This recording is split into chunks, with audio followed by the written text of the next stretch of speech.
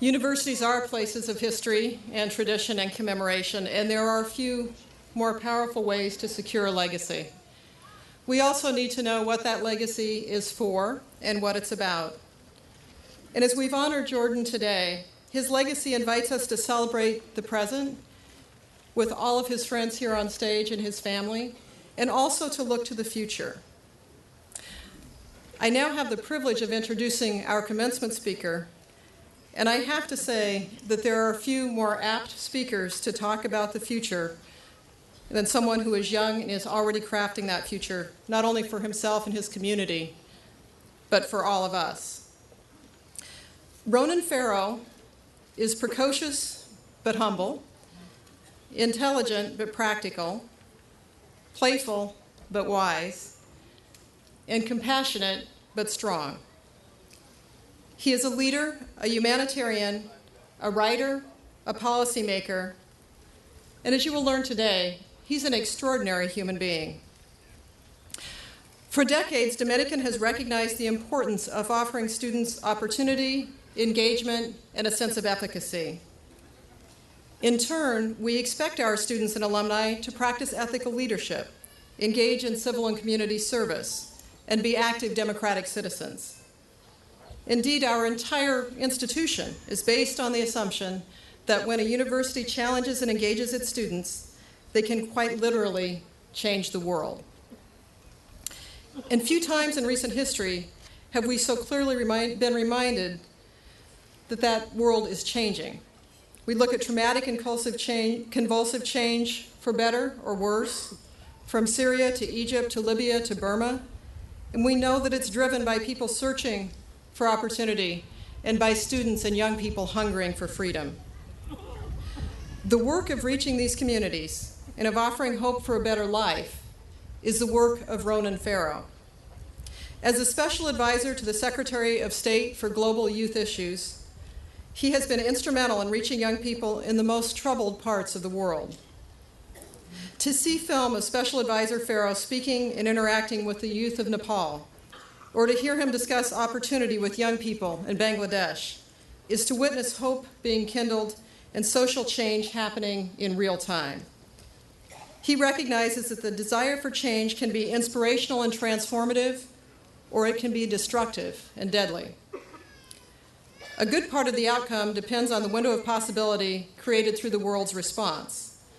And Special Advisor Farrow has responded in a profound manner. Through his leadership, young people on the ground in Afghanistan can envision not only tribal war, but education. The youth of Pakistan and Egypt can imagine a leadership not only of corruption and civil strife, but a future of civil comity and hope. As a leader of a State Department task force on youth engagement in American foreign policy, Special Advisor Farrow is using the tools of social media to connect young people across the world, molding a future that has the potential to thrive through its interdependence. He has been at the forefront of molding a renewed American presence in the world, one built on our nation's most noble and most aspirational values. A lifelong humanitarian, Special Advisor Farrow has always been drawn to public service. He has offered his voice and his considerable intellect to help the most oppressed peoples of the world. His response to brutality is action, and his response to suffering is compassion.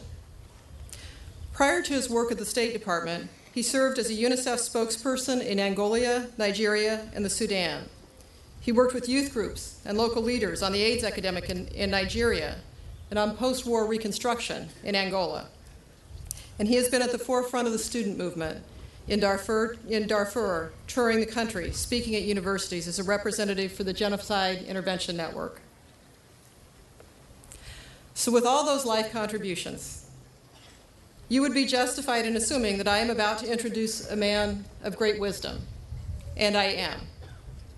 You would be justified in assuming that I am about to introduce a man of great distinction, and I am. You would be justified in assuming I'm about to introduce a man of great age, and you would be wrong. As he was when he received his bachelor's degree 8 years ago, Ronan Farrow is still the youngest person in the President's Commencement platform party. In fact, his youth and his precocity are an important part of his history. He started college at the age of 11. At 15, he was and remains the youngest student ever to graduate from Bard College. At 16, he was admitted to Yale Law School. At 21, he was among the youngest State Department appointees in history. At 24, he has been named a Rhodes Scholar. But early accomplishment by itself is not a measure of success. What is truly remarkable is the way in which Special Advisor Farrow has used his extraordinary intellect, personal charisma, and tangible compassion to bring a humanitarian presence to those most in need and to offer a voice to those too frequently silenced. I am privileged to welcome Ronan Farrow, Director of the Office for Global Youth Issues at the U.S. Department of State, as today's commencement speaker.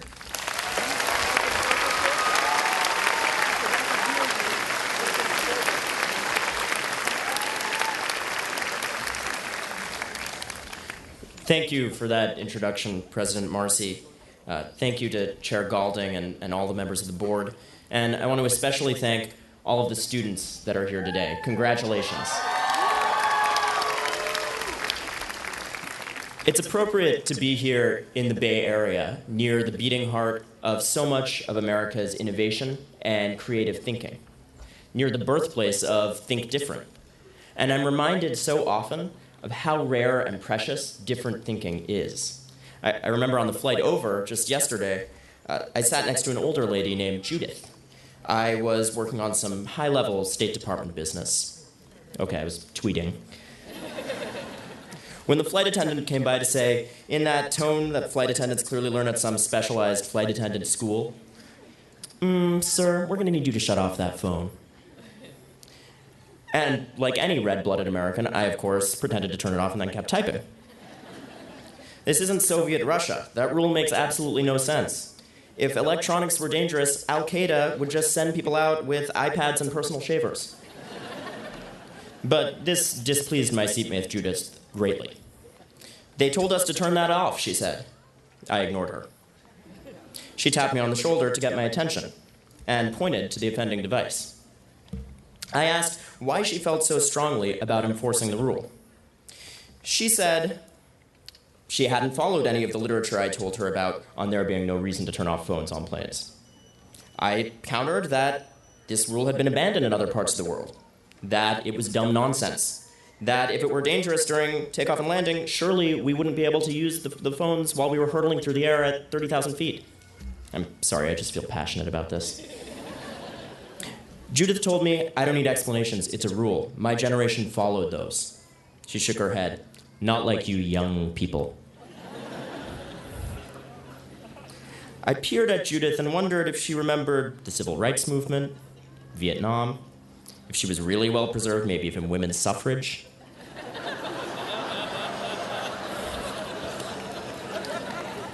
But Judith is right. Young people stand for a specific set of qualities. We're impatient. We're unfocused. We take risks. We are brash. We're disobedient. Sometimes we act like the rules don't apply to us because we can be, let's face it, a little self-absorbed. Hold on, I need to Instagram a picture of myself talking about how self-absorbed we are. But today, I want to take a moment to talk about why those youthful qualities are in fact our great strengths.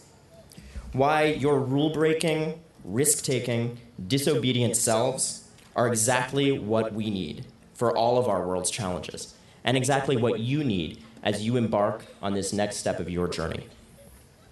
Aristotle wrote more than 2,300 years ago that, quote, "The young are heated by nature as drunken men by wine." Only recently have we understood how true this is. Imaging studies of the young brain show that it undergoes a massive reorganization between ages 12 and 25. That faint buzzing you hear isn't mic feedback, it's your brains rewiring themselves. These physical changes move in a wave from the brain's rear to its front, making our most heavily used synapses, the little chemical junctures across which axons and dendrites pass notes, stronger. At the same time, the synapses that we don't use gradually wither. That means in a few years, you'll become more focused, more risk-averse, more likely to follow familiar rules and patterns. Scientists once thought that the young brain, in all its recklessness, was a work of progress, an intermediary state. But recent neurological studies have cast a more flattering light on our recklessness. The current literature shows that the person under 25 is less a rough draft than a finely honed instrument, tailor-made for one of life's greatest periods of challenge, tumult, and change. The journey you are all embarking on now, entering the real world, finding your passions, laying the groundwork to build your families, is among the most important tests we undergo as a species. That's why evolution gave us our reckless brains. And the trailblazing qualities of youth provide us with an unmatched power to accept change, challenge norms, and adapt to all of those new environments that you're about to face. So Judith and your next boss, and indeed the world, may not like your youthful instincts, but they're the best tools you'll have at your disposal to build your future and a better future for all of us. That's exactly what we've seen young people do in recent years. One of the great privileges of my work has been to learn from young people living amidst extraordinary pressures and conflicts. In Sudan, with the UN, I spoke with teenagers in refugee camps and rebel-held areas across the Horn of Africa.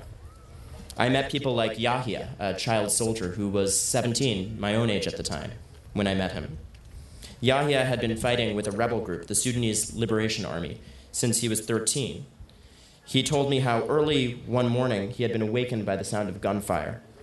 Janjaweed, the government-backed militias that carried out a brutal ethnic cleansing campaign in Darfur, had surrounded his village. And on camels and horsebacks, they swept through, killing men, raping women, and setting fire to homes. He was waving a Kalashnikov at the sky when I met him, decrying an opposing rebel faction. He told me, "This is the way I have to be heard. This is the way I have to end this conflict." But the exciting thing is, although I've heard that message echoed all around the world from young people who have taken arms up to make a difference, and I've realized that whatever the tools, our generation will find a way to make a difference. We now know that the tools are changing. We're seeing young people turning to peaceful methods of reform. We're seeing them make their voices heard in the blogosphere, on Facebook, on Twitter. Some of them even follow me on Twitter, and we like those people very, very much. I think of a young Tunisian I met, 21-year-old Hamada Ben Amour, when I think of the way in which revolutions can be not only powerful but also peaceful. Under the nom de rap El General, he recorded a song in his garage, Rais Le Bled, which meant Mr. President. It was addressed to then Tunisian President Ben Ali. He sang that the Tunisian people were living like dogs, drinking from a cup of suffering, how they were unable to work, and how their voices were not being heard. The song became an instant YouTube and Facebook hit, and an anthem for frustrated young Tunisians. It wasn't long before the secret police burst into El General's family home. They hauled him to a government facility where he spent 3 days in a solitary cell being interrogated. His captors demanded, "Who's behind you? Which party are you from?" But El General didn't belong to a political party. He wasn't writing his songs on behalf of an opposition leader. He represented a new political force, one that the police who interrogated him didn't yet understand: youth. El General and young men and women like him in every country in the world belong to a generation that more and more is shaping the political events of our time. Protests by young Tunisians sent a seismic wave racing across his region, from Tunisia to Cairo to Baghdad to Beirut, Sana'a to Tripoli. Young men and women who had been marginalized stood up and stood strong for their dignity, the opportunity to build their own futures, and the right to have a voice in their own governments. They marched, they chanted, they organized, and they have been tracked, arrested, beaten, even killed. Of course, young people were not alone in these experiences. Tahrir Square brought together people of all ages. So has our own Occupy Wall Street movement in the United States. Political expression isn't a young person's game. It's a fundamental human experience. But it is youthful qualities, a resistance to rules for their own sake, a fearlessness in challenging norms, a willingness to accept risk and uncertainty. Those same qualities that will carry you through this next period of change in your lives that have animated these changes around the world. And when I look out at this crowd, I'm excited because I see those same qualities on display right here on this campus. I think of people like Farah Mohsen, who fled conflict in Baghdad to come here, and who built an initiative to link Bay Area veterans and Iraqis for public service. Or Gabriel Navarrete, whose creative research on breast cancer has garnered national attention. Or Thea Noonan, who shouldered a full course load and a job as a caretaker for the elderly and still found time to start up her own software development company. There are many here just like them who don't wait to tackle the problems they see with drive, with creativity. And when that means a high likelihood of failure, you know to embrace the risk and carry forward anyway. Those ultimately are the qualities of youth that I hope I don't lose, and that I hope you won't either. So why does this all matter to you? First, because each and every one of us faces the same unforgiving future, and confronting it will take all of our original thinking and willingness to buck old norms. Young people have been hit harder by the economic crisis than almost any other demographic. The unemployment rate for young Americans averages twice the rate for all other workers. At last count, some 17% of Americans 16 to 24 are out of work. In the degree you receive today, you have a tremendous advantage in facing that moment of crisis. But the market you enter remains a bleak one. That means that many of you may have to build your own solutions. New startups created by entrepreneurs create a majority of new jobs. Many of the global brands, in fact, that started right here in California were just creative ideas from young people started on campuses like this one. Carrying forward that spirit of entrepreneurship means drawing on each of our so-called flaws. Let me touch on three. First, sometimes it's your willingness to accept risk and uncertainty, and yes, at times our blissful ignorance of just how much can go wrong. That can turn our obstacles into opportunities. It's telling that more than half of all Fortune 500 companies were founded during recessions or bear markets, and that so many of the founders of those companies were young people, frustrated with economies just like this one. We may fail, but we have plenty of time to try again and again until we succeed. We may screw up, but we'll learn from our mistakes. We can piss people off, but sometimes that's what you have to do to shake things up. Second, don't be afraid to be impatient. The entrepreneurs whose ideas have driven the world's economy are those who refuse to wait for established businesses to come around to their thinking. The individuals driving youth to the forefront of the global stage are young activists who wouldn't wait for their rights to be honored. Finally, for those of you sitting here wondering what the hell your next phase of your life will be about, I see you there in the back. Don't try to hide, ma'am. Know that diversity can be among your greatest strengths. I remember when my sister Quincy was 5, she announced, "I want to be a doctor, a mermaid, a ballerina, and a man."